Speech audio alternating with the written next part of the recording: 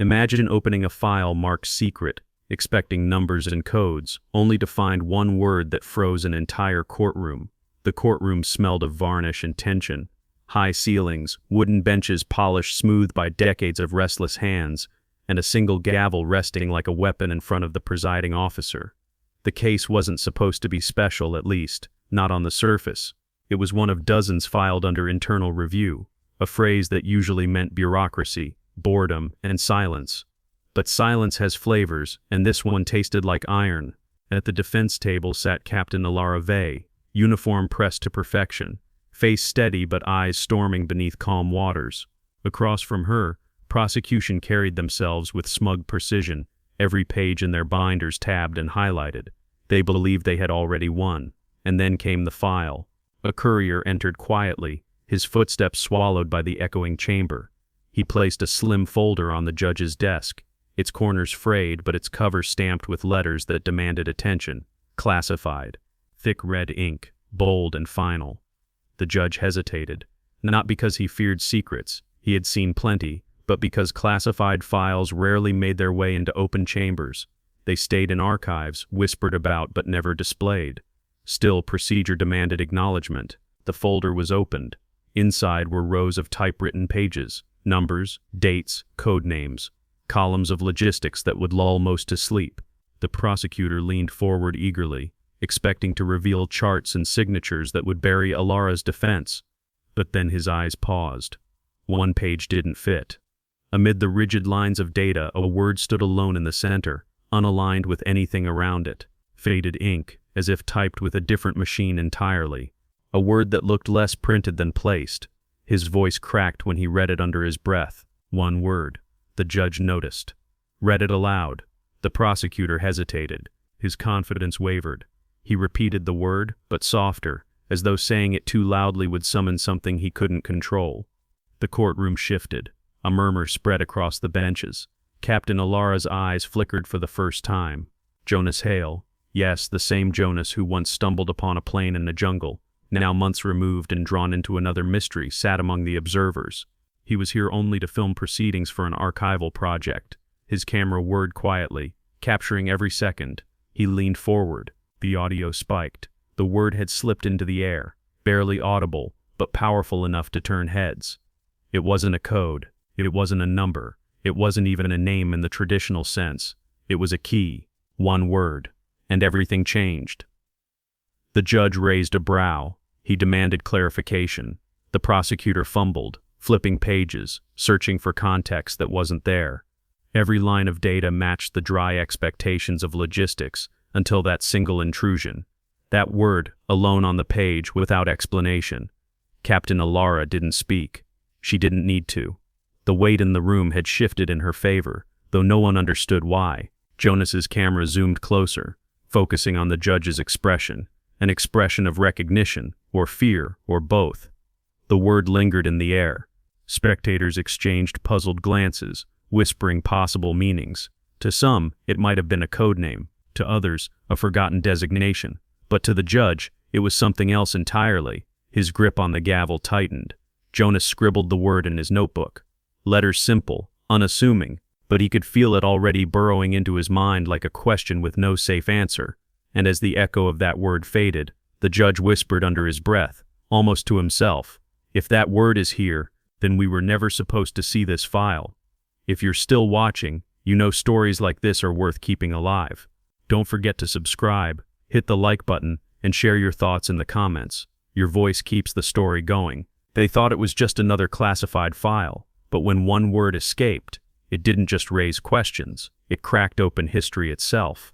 The word didn't fade. It lingered like smoke in the rafters, curling above the courtroom where no one could grasp it. The benches creaked as observers shifted in unease, each whisper layering confusion upon confusion. Some scribbled notes. Others stared at the judge, waiting for him to dismiss the intrusion as a clerical error. But the judge did not dismiss it. He leaned back slowly, his robes heavy as stone.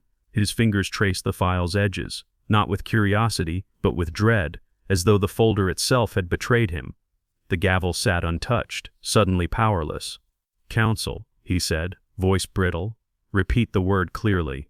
The prosecutor swallowed. Adam's apple bobbing, his earlier arrogance drained away, replaced with the look of a man who had walked into a room expecting light and found only shadows. He cleared his throat. "The word, Your Honor, is Ashcroft." Gasps broke across the chamber. It wasn't the kind of reaction reserved for numbers or codes.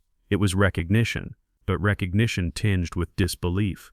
Captain Elara's lips parted slightly. Not in surprise, no, in something closer to confirmation. Jonas's camera caught it, the barest twitch of expression that seemed to whisper. "Now you understand," Jonas scribbled furiously. Ashcroft. What did it mean? A name, a place, a code name. To him it was just a syllable, but to others in this room it was lightning. The judge's face drained of color. His eyes darted to the defense, then back to the file. "Strike the reading from the record," he ordered too quickly. "It is immaterial, but immaterial things don't stop conversations." The gallery erupted in murmurs. "Ashcroft," they repeated, testing the word in their mouths, pulling at its edges. Lawyers leaned into each other's ears. Soldiers in the back row stiffened. Even the stenographer hesitated, fingers hovering above keys as though unsure if she dared transcribe it. The word wasn't just an accident, it was an invasion. Jonas zoomed in tighter on the file. Through the glass of his lens, he noticed something the naked eye missed. The word had been typed with different ink, darker, sharper, as though pressed onto the page long after the rest of the file had been completed. Someone had inserted it. Someone wanted it seen. His pulse quickened. This wasn't random. It was deliberate. Meanwhile, Captain Elara remained silent. Her stillness unnerved the room more than any outburst could have. She sat with perfect posture, hands folded, eyes locked on the judge as if daring him to deny what had been revealed. Her uniform gleamed under the overhead lights, each ribbon in place, but it was her silence that carried authority. The prosecutor fumbled. "Your Honor, I must object. This word is irrelevant to the charges." The judge snapped. "Then why does everyone in this room know it?" The silence that followed was heavier than any gavel strike. Jonas replayed the recording on his small monitor. "Ashcroft," spoken softly, but the microphone caught it clean. He underlined it in his notes, adding a question mark that nearly tore the paper. His instincts as a documentarian screamed at him. There was a story here bigger than the trial, bigger than Captain Elara, maybe bigger than any of them, but instinct alone wasn't enough. He needed proof. Rabane. Witnesses spoke. Evidence was shuffled. Legal jargon clouded the air, but everyone's focus remained shackled to that word. No one dared mention it again, yet it lived in every pause, every stammer, every nervous glance toward the folder that now sat like a bomb on the judge's bench. By noon recess, the courtroom emptied into hallways that buzzed with rumor. Jonas kept his camera rolling. He caught fragments. It can't be the same. They sealed that project years ago. If Ashcroft surfaces, it all unravels. He didn't know what project they meant. But the fear was real, and fear doesn't bloom from nothing. Jonas found himself outside, pacing the marble steps. He should have packed his equipment, filed his footage, gone home. But his mind wouldn't let him. He pulled out his notebook again, staring at the word like it might rearrange itself into an answer. Ashcroft. It could be a surname, a forgotten officer, a commander, but the way the soldiers had stiffened, it sounded like a code name. Operations didn't usually make it into trial transcripts, not unless someone wanted to send a message. That night, Jonas returned to his apartment and uploaded the day's footage. Frame by frame, he studied the file's page where the word appeared. The text alignment was off by a hair, the spacing between letters was inconsistent, and in the margin barely visible was a smear of ink shaped like half a fingerprint. Someone had planted this. He pulled up military archives on his laptop. Most were redacted. The deeper he searched, the more walls he hit. Pages blacked out, names scrubbed clean. But one thread appeared again and again in the fragments. Operation Ashcroft. The documents never said what it was, only that it existed, only that it was buried. Jonas leaned back, heart racing. He whispered to the empty room, "This isn't about Elara. This is about something much bigger. One word can silence a courtroom, but the wrong word, at the wrong time, can wake up everything buried with it." And as midnight ticked past, Jonas's computer screen flickered. An anonymous email had arrived. No subject, no greeting, just a single attachment, and an image of the same word typed on a different page, this time underlined twice, Ashcroft.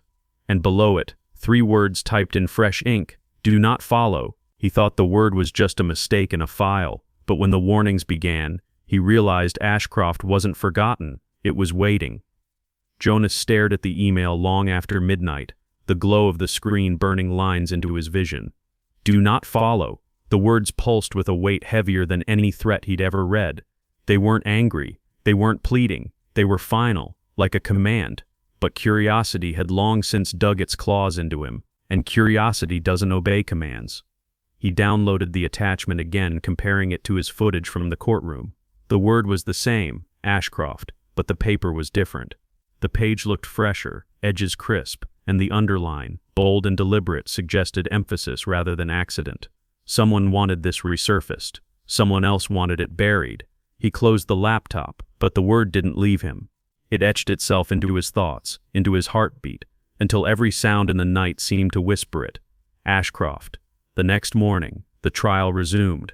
The next morning, the trial resumed. The file still sat on the bench, chained to procedure but ignored like an open wound. Prosecutors avoided it. The judge refused to glance at it. Yet everyone's posture betrayed fear, backs stiffer, eyes sharper, silence heavier. Captain Elara entered in the same uniform, but now she carried something intangible, a calm that looked less like serenity and more like strategy. She knew what the word meant. She knew the room wasn't afraid of her anymore. They were afraid of the shadow behind her.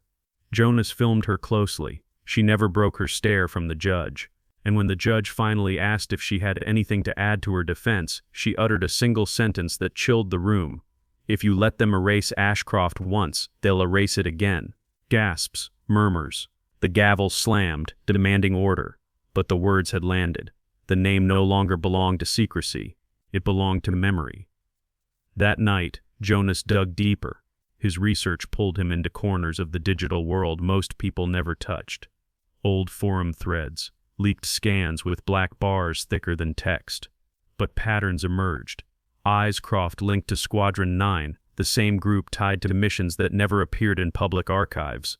The project name surfaced alongside mentions of containment and continuity, and every time someone posted about it, the thread ended abruptly. Deleted accounts, vanishing users, silence. The more Jonas uncovered, the less sense it made.